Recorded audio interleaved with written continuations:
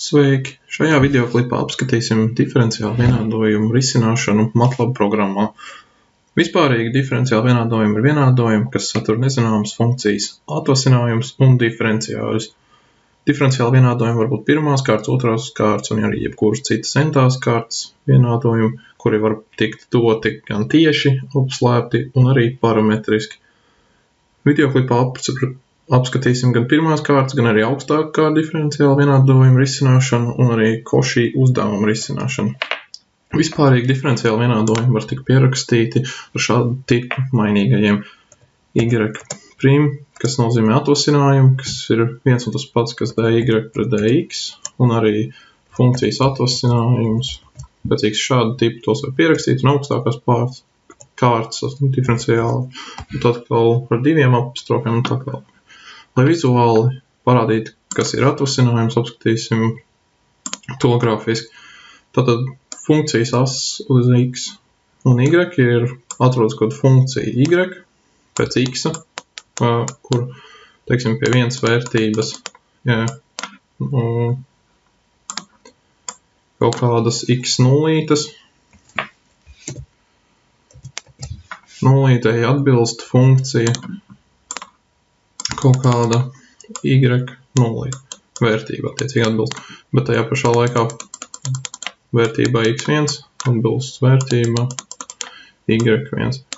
Un attiecīgi atvasinājums šajā gadījumā ir funkcijas pieaugums attiecībā pret argumentu pieaugumu. Šī vērtība ir delta y un šī ir delta x. Tātad attiecīgi atvasinājums ir delta y pret delta x. Diferenciāli vienādojums MATLABā ir iespējams risināt izmantojot dažādas komandas. Viena no visvienkāršākajām un biežāk izmantotajām komandām ir komanda dsolve, kuru pieraksta šādi un iekavās parasti ieliek šo vienādojumu equation. Un vienādojums jāatcerās, ka satur diferenciālu vienādojumu, kurš ir arī veidots no simboliskas funkcijas y pēc x. Līdz ar to pirms veids diferenciālu vienādojumu risināšanas ir nepieciešams definēt funkciju y no x kā simbolisku. To veids ar komandu sims y pēc x attiecīgi. Pirmo rindiņu mums nebūs nepieciešams tālāk. Atvasinājumu diferenciālu vienādojums pieraksta kā ar komandu diferenciālus no y un x. Neskatoties to, ka mēs iepriekš definējām simbolisku funkciju y pēc x, mēs šajā vietā nedrīkstam ierakstīt x, iekavās x, jo to mēs arī vēlāk apskatīsim, kāpēc tā ir. Tālāk veiksim kādu vienkāršu diferenciālu vienādojumu atrisinājumu. Mūsu uzdotais diferenciālu vienādojums būs uzdots atklāti, kas nozīmē, ka viņš, teiksim, pierakstīsies šādi, ka uz papīra, teiksim, viņš būs redzams, ka y atvasinājums ir vienāds ar 2 reiz x reiz, pieņemsim x plus y, tas ir vienkāršs pieņēmums, tā šo rindiņu mums tur nevajadzēs. Tālāk, un dsolve funkciju ir jāveido šādā veidā, tātad atrisinājums y ir vienāds ar dsolve no diferenciāļa y pēc x, kas ir tagad jārakstā ir dubult ir zīme, jo mūsu diferenciāli vienādojuma kreisā puse nav vienāda ar 0. Un tas ir vienāds ar mūsu iepriekš uzrakstīto vienādību. Un, ja mēs tagad palaidīsim šo funkciju, tad vajadzētu iegūt atrisinājumu. Jā, šeit tika iegūta šī diferenciāli vienādojuma atrisinājums. Neskatoties to, ka diferenciāli vienādojuma atrisinājums ir ļoti sarežģīts, tas ir atkarīgs no tā, kāds piemērs tika iedots. C3 šajā piemērā simbolizē konstanti, jo mūsu diferenciāli vienādojums atrisinājums ir pareizs pie jebkuras šīs konstantas. Šo pašu atbildi uz diferenciālu vienādojumu varējām iegūt vispirms definējot diferenciālu vienādojumu ar mainīgo equation un pēc tam izmantojot komandu dsolve. Un pierakstā tas izskatītos atšķirīgi tikai šādi, ka equation ir vienāds ar diferenciālu vienādojumu no mūsu funkcijas y pēc x, kas ir vienāds ar mūsu uzrakstīto funkciju. Palaidīsim. Un tātad redzēts, ka mēs esam definējuši mūsu diferenciālu vienādojumu. Un tālāk mums ir nepieciešams uzrakstīt vienādojumu, ka y ir ar šo pašu funkciju dsolve un equationu, mūsu apzīmēto simbolu. Un, kā redzams, tika iegūts tas pats rezultāts, kas pie iepriekšējā risinājuma veida. Tagad pamēģināsim atrisināt diferenciālu vienādojumu, kur labā puse ir vienāda ar 0. Un šo diferenciālu varēs attiecīgi rēķināt, aprakstot tikai kreiso pusi. Tātad šito mums nevajadzēs tagad. No komandu window var notīrīt ar komandu clc un ar clear arī nodzēst visus mainīgos. Kā jau iepriekš teicu, diferenciāli vienādojums jāsāk ir uzrakstot sims y pēc x. Un šoreiz pieņemsim, ka mūsu vienādojums būs ar labajā pusē vienāds ar 0. Pieņemsim, ka tas būs x pakāpē kvadrātā reiz y prim, kas ir tas atrisinājums, plus y ir vienāds ar 0. Tad šis būtu šādi pierakstīts vienādojums. Lai to atrisinātu, pieņemsim, ka y1 ir dsolve, atkal mūsu komanda, un ierakstīsim tagad šo pašu vienādojumu, aizstājot mūsu atvasinājumu ar diferenciāli no y pēc x un plus y. Palaidīsim funkciju. Un ir redzams, ka neskatoties uz to, ka mēs šoreiz ievadījām tikai dsolve funkcijā mūsu acīm redzamo funkciju un nepielīdzinājām viņu nulai, mēs ieguvām rezultātu, kurā ir iekļauts cita konstanta. Šo pašu diferenciālu vienādojumu tomēr bija iespējams risināt tādā pašā veidā, kā tas ir rēķināts iepriekšreiz. Apskatīsim, kā to var pierakstīt. Tātad y2 ir vienāds ar dsolve no x kvadrātā, tā ir mūsu tāpat iepriekšējā funkcija, kuru mēs varam iekopēt. Un šajā gadījumā uzrakstīsim, ka viņi ir vienādi ar 0. Paskatīsimies, vai iedos to pašu rezultātu. Jā, tika iegūts tas pats rezultāts. Un ir arī iespējams mūsu diferenciālu vienādojumu rēķināt, piešķirot funkciju, kas nozīmē, ka equation, mūsu vienādība, ir vienāda ar mūsu vienādībā, tā ir vienkārši jāpieraksta tas tā, un y3 ir vienāds ar dsolve no equation. Un rezultātā mums būtu vajadzētu iegūt 3 vienāds atrisinājumus. Jā, kas šeit arī redzams, ka komandu windowā tika iegūts y1, y2 un y3. Tātad ir 3 veidi, kā var pierakstīt vienkāršos diferenciālu vienādojumus. Turpinājumā atrisināsim kādu citu diferenciālu vienādojumu un viņu rezultātu parādīsim ar komandu pretty. Tātad notīram mainīgos, nodzēšam komandas logu un nodzēšam visu, vienīgi var atstāt mūsu definēto y pēc x. Mūsu vienādojums uz papīra izskatīsies šādi, ka y atvasinājums mīnus 2 reiz kvadrāta sakne no y reiz naturāla logaritms no x ir vienāds ar 0. Atrisinājumu šādam diferenciālu vienādojumam var pierakstīt šādi. Definēsim pa priekšu mūsu funkciju. Tātad funkcija ir vienāda ar diferenciāli no y pēc x, kas ir y atvasinājums, mīnus 2 reiz kvadrāta sakne no y un reiz logaritms no x, jo šādi pieraksta naturālu logaritmu matlabā.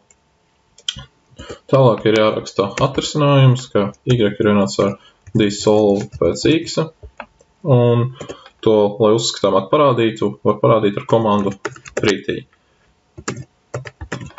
Apskatīsimies, ko mēs iegūsim atbildē.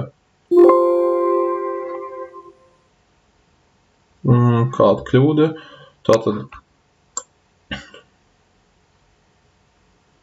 line 4. Jā, protams, nevis desolve no x, bet desolve no equation. Jā, un šādi pats var arī turpināt labot savus vienādojumus, kur ir ļoti uzskatām redzams, kurā līnijā ir mūsu kļūda. Tad izlabojam uz equation, pārbaudīsim, vai tagad tas darbosies. Jā, un komandu vindovā mēs varam redzēt, ka tika iegūti y atrisinājumi. Viens atrisinājums ir vienāds ar 0, kas ir šajā gadījumā singulārais atrisinājums. Tāpēc jau mūsu funkcijā y atrisinājums, ja y ir 0, ir 0, un šajā otrais reizinātājs satur mainīgo y, tātad viens singulārais atrisinājums 0, un konstanti iekļaujošais atrisinājums ir redzams šeit, un pretī funkcija to parāda šādās iekavās, lai tas būtu vienkārši uzskatāmāk redzams. Un, attiecīgi, ja ir uzdevumā dots parādīt tikai kādu vienu no šiem diviem atrisinājumiem, tad to var darīt komandu windowā ierakstot, teiksim, y1, kur mūsu atbilde ir 0, un y2 atbilde ir attiecīgi otra vērtība. Turpinājumā apskatīsim augstāku kārtu diferenciālu vienādojumu atrisināšanu. Augstāks kārtas diferenciāla vienādojums nozīmē, ka diferenciāla vienādojums iekļauj augstāks kārtas atvasinājumu kādam no mainīgajiem. Pieņemsim mainīgajam y, ko apzīmē otrās kārtas atvasinājums, tātad y ar diviem apostrofiem. Mūsu funkciju mēs varam sākt rakstīt ar clear all, kas notīra visus iepriekš esošos mainīgos. Tāpat kā iepriekš vajag definēt simbolu y pēc x. Mūsu vienādojums uz papīra izskatīsies šādi, ka y otrās kārtas atvasinājums mīnus 2 reiz y pirmās kārtas atvasinājums reiz kotangents no x ir attiecīgi vienāds ar sinus no x, un tas ir mūsu sinus no x ir trešajā pakāpē. Vai arī to pašu var pierakstīt, ka vienkārši sinus no x šādi trešajā pakāpē. Un definēsim mūsu vienādojumu, kas ir equation, ir vienāds ar, un šajā gadījumā otrās kārtas atvasinājumam vienīgā atšķirība, ka tas ir tāpatās y pēc x, un aiz komatē raksta, ka 2, kas nozīmē, ka tas ir otrās kārtas diferenciāls. Mīnus 2 reiz atkal aizstājam atvasinājumu ar diferenciālu no y pēc x. Lai pabeigtu mūsu funkciju, viņš jāreizina ar kotangents no x. Un tā kā tā ir vienādība, tad ar divām vienādojumu zīmēm jāraksta, ka sinus no x un pakāpē 3.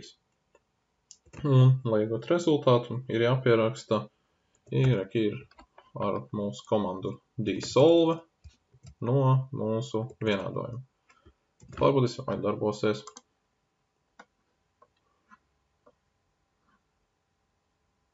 Tātad viņš nosaukumu definē mūsu funkciju, un šeit iegūst arī atrisinājumu ar dažādām konstantēm.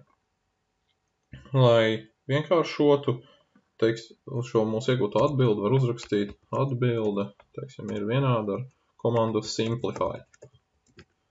Pārbaudīsim, vai viņš tā kā uzlabos mūsu iegūto rezultātu. Jā, viņš ir atbildi, un to mazliet novienkāršo ar komandu simplify. Tālāk apskatīsim vēl kādu citu augstākas kārtas diferenciālu vienādojumu aprēķināšanu. Notīrīsim mūsu komandu logu, un mūsu vienādojums izskatīsies šādi, ka y otrās kārtas atrisinājums reiz tangents no y ir vienāds ar 2 reiz y pirmās kārtas atrisinājums un ņemts vēl kvadrātā. Tātad uzdevuma atrisinājumu veids gluži kā iepriekš priekšdefinē mūsu vienādojumu, kas ir vienāds ar diferenciāli no y pēc x un otrajā pakāpē, atņemot reizinot ar tāpat tās turpinām reiķināt mums uzdevumu, reizinot ar tangens no y, un kas ir vienāds ar 2 reizinājums ar diferenciāli no y pēc x. Šoreiz pirmajā pakāpē un ņemts kvadrātā. Un tātad mūsu rezultāts ir vienāds ar dsolve no equation un atbilda, pierakstīsim vienkārši simplify no y.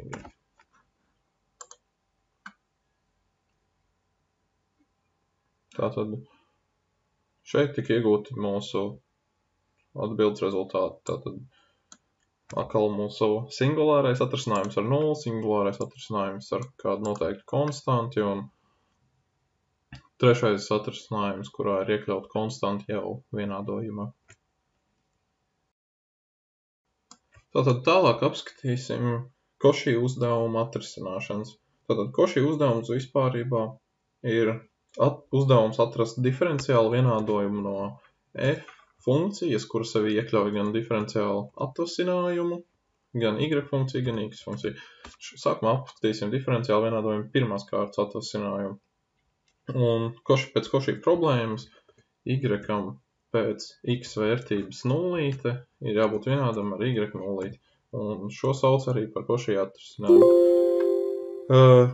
Cauchy uzdevums atrisina izmantojot komandu to pašu dsolve. Un dsolve pierakstu šoreiz formātā, kur ir no sākuma equations un pēc tam condition, jeb nosacījums.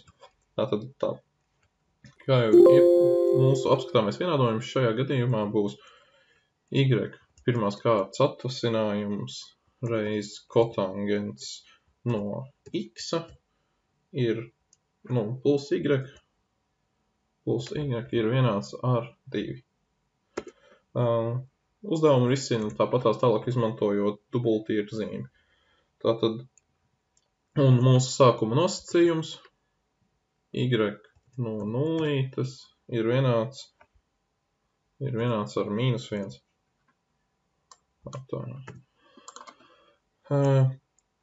Savu skriptu sākam rakstīt ar clear all, lai notīrītu visus nevajadzīgos mainīgos. Tālāk definējam mūsu funkciju y pēc x un pierakstam mūsu vienādojumu MATLAB valodā. Tātad equation ir vienāds ar diferenciālu no y pēc x reiz kotangens no x un plus y. Tad dubulttirzīme ir vienāds ar 2. Un, lai iegūtu mūsu parciālo rezultātu, ir jāraksta, var pierakstīt y part, kas angliski simbolizēta y parciāli, bet tas nav obligāti, to var arī pierakstīt kā y1, ir vienāds ar dsolve, un tā atšķirība šoreiz būs, ka ir equation, un nosacījums, ka y pie vērtības 0 ir vienāds ar -1. Šādā veidā tiek pierakstīts mūsu sākuma nosacījums. Palaidīsim mūsu programmu. Un, kā redzams, mūsu parciālais rezultāts tika iegūts, un tas ir 2 - 3 no kosinus x. Cauchy problēma tāpatās var tikt pielīdzināt arī augstākas kārtas diferenciālu vienādojumiem. Teiksim, šoreiz paņemsim, ka mūsu augstākās kārtas diferenciālu vienādojums izskatīsies šādi. Uzvēl papīri. Y otrās kārtas atvasinājums -4 reiz y pirmās kārtas atvasinājums plus 5 reiz vienkārši y ir vienāds ar 2 reiz x pakāpē, otrajā pakāpē reiz eksponenti no x. Jāatcerās vienmēr, ka šajā vienādojumā varēja tikt ierakstīts jebkurš vienādojums.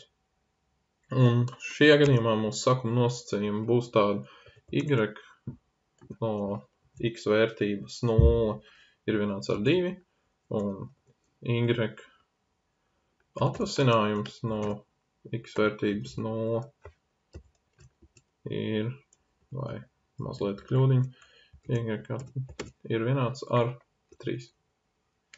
Sāksim kā jau vienmēr. Clear all, lai notīrītu nevajadzīgo.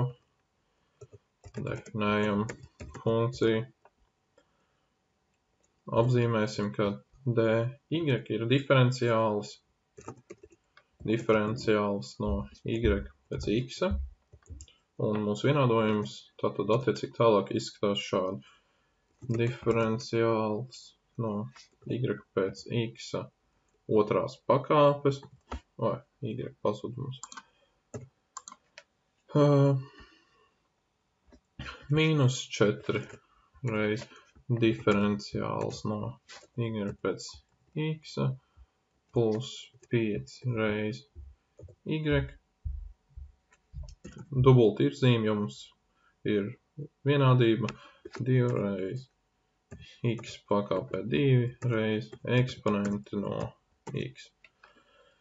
Tātad attiecīgi mūsu parciālais rezultāts ir atkal jāatrisina ar komandu dsolve, un šoreiz jāpieraksta, ka vienādojums, un mūsu sākuma nosacījums, tad y pie vērtības 0 ir vienāds ar 2, un dy, kas ir mūsu y atvasinājums, ko mēs sākumā nodefinējām, tātad diferenciāls no y pēc x, ir attiecīgi pirmās kārtas atvasinājums, un pēc mūsu nosacījuma, ka pie vērtības 0 viņš ir vienāds ar 3. Ja mēs vēlamies, mēs varam vienmēr atbildi vienkāršot, uzrakstot, kā atbilde ir vienāda ar komandu simplify un y parciālo. Pārbaudīsim, vai iegūsim vēlamo rezultātu. Tātad līnijā 6 ir iekļauta kāda kļūda. Apskatīsimies, kur viņi ir. Jā, pašās beigās iztrūkusi iekau.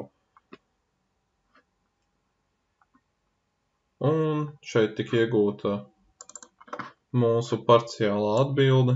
Ļoti sarežģīta un gara, bet pēc simplify komandas tā tika mazliet vienkāršota. Tālāk apskatīsim, kā var atrisināt diferenciālu vienādojumu sistēmu. To parādīt pēc tam grafikā un piešķirt arī tai nosacījums. Mūsu diferenciāla vienādojuma sistēma būs šāda. Tātad atvasinājums u pēc laika ir vienāds 3u plus 4v, un atvasinājums v pēc laika ir vienāds ar 4u plus 3v. Tātad jāsāk ir ar 100, definējam funkciju u pēc t un arī v pēc t. Mūsu funkcija, tātad OD1, kas nozīmē Ordinary Differential Equation 1, ir vienāda ar diferenciāli no u, un kas ir vienāds ar 3 reiz u plus 4 reiz v, kas bija no uzdevuma nosacījumiem. Un šeit ir nepieciešams rakstīt ar dubult vienādības zīmi. Tātad mūsu vienādojums 2 ir vienāds ar diferenciāli no v, un kas ir vienāds ar mīnus 4 reiz u un plus 3 reiz v. Un kā sistēmu mēs to varam pierakstīt kā Ordinary Differential Equation System equals, ir vienāda ar OD1 un ar semikolu jādala no OD2. Un tas ir jāliek kvadrātiekavos. Un, lai atrisinātu sistēmu, mēs varam pierakstīt s equals dsolve un odes. Pavisam vienkārši. Pārbaudīsim, vai mūsu rezultāts. Jā, mēs šeit ieguvām rezultātu. Lai iegūtu šo mūsu vienādojumu atkarībā no laika, mēs to varam pierakstīt šādi, kā u solution, ar lielo rakstīsim tā, u atrisinājums pēc t un v atrisinājums pēc T.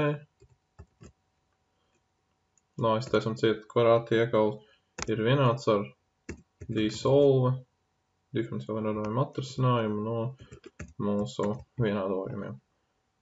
Pārbaudīsim, vai tagad viņš iegūto rezultātu viņš mums parāda ar konstantēm, kas nozīmē, ka mums nav piešķirt nekādu sākuma nosacījumu.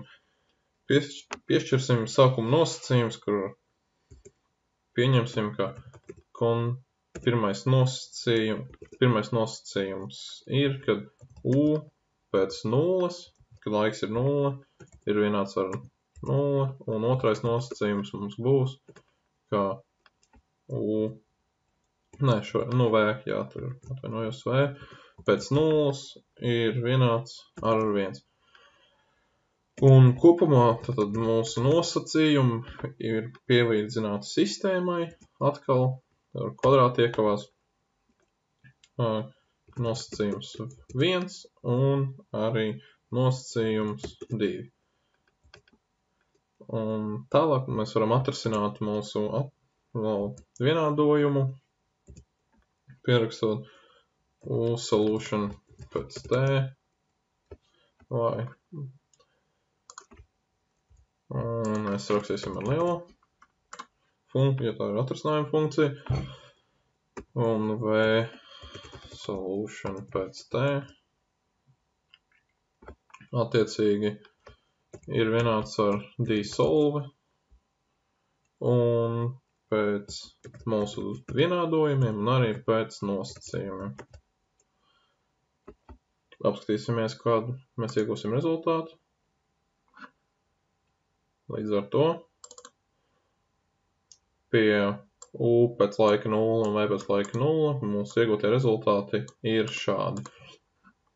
Lai uzskatāmāk saprast, ko mums tas ir devis, mēs to visu varam ievietot grafikā. Un šo grafiku ir iespējams veidot ar programmu Easy. Easy plot no USOL. Tāpat tās arī, lai grafikā to ielikt kopā, jāliek arī VSOL. Un varam piešķirt arī gridu, lai būtu režģis un uzskatāmāk redzam rezultātu. Un arī leģendu, lai redzams, kurš ir USOL, kurš ir VSOL, lai ir arī locations, un pierakstīt arī labāko best funkciju. Un pārbaudīsim, vai viņš tagad uzzīmēs mums arī grafiku.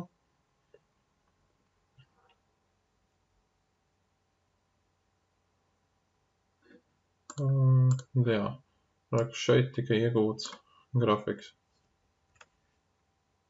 kurā ir redzams gan VSOL un USOL tās vērtības. Tad tas arī būs viss, ko videoklipā apskatīsim par diferenciālu vienādojumiem, bet MATLABā ir vēl neskaitām daudz dažādas diferenciālu vienādojumu rēķināšanas komandas un veidi, un ja ir nepieciešama kāda papildus palīdzība un netik vēlamies atrast šajā videoklipā, tad var izmantot MathWorks mājaslapu, kur, var uzmeklēt differential equations, apskatīsimies, ko viņš izliek. Un šeit, ir dažādas programmas, kuras var izmantot diferenciālu vienādojumu aprēķiniem. Un, paldies par uzmanību un ceru, ka tas jums palīdzēja.